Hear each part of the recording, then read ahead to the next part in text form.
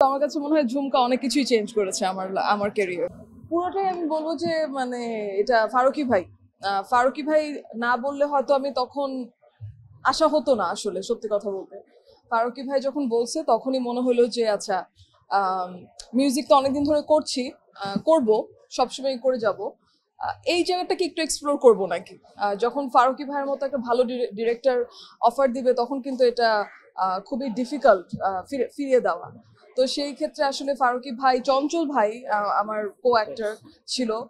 অবশ্যই আমি খুবই খুশি যে আমি অ্যাক্টিংয়েও সোফার অ্যাকসেপ্টেন্স পাচ্ছি। সোফার সামনে আরো আরো ভালো কাজ দিতে চাই। আর দাগিনী যেটা বলতে হবে ওটা হচ্ছে গিয়ে আমার, সবাই তো জানে যে আমি গান করি, কিন্তু হয়তো বা অনেকেই জানে না যে আমি অ্যাজ আ কম্পোজারও আমি কাজ করি। আমার গানগুলোর কম্পোজিশনও মোস্টলি আমি করি।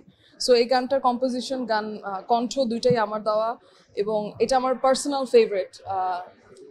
গানটা বানাতে গিয়ে আমার খুব ভালো লেগেছে। সবাই তো ধুমধারাক্কা গান শুনে আমার, এটা একটু স্লো, একটু সোলফুল, সোল সার্চিং একটা গান। সো এটার জন্য আমার কাছে মনে হয় ঝুমকা একটা নতুন মাত্রা এনে দিয়েছে আমার কাজে।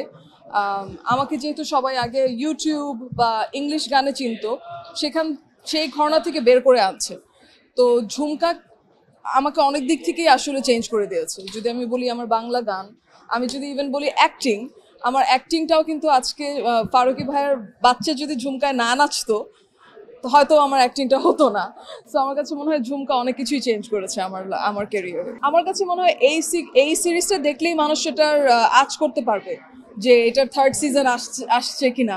আমার অবশ্যই শিহাব শাহীন ভাইয়ের যখন ডিরেকশন পাচ্ছি, বা নাসির ভাইয়ের মতো যখন একটা আর্টিস্টকে কো আর্টিস্ট পাচ্ছি, অবভিয়াসলি আমার কাজ অনেক অনেক ভালো ছিল।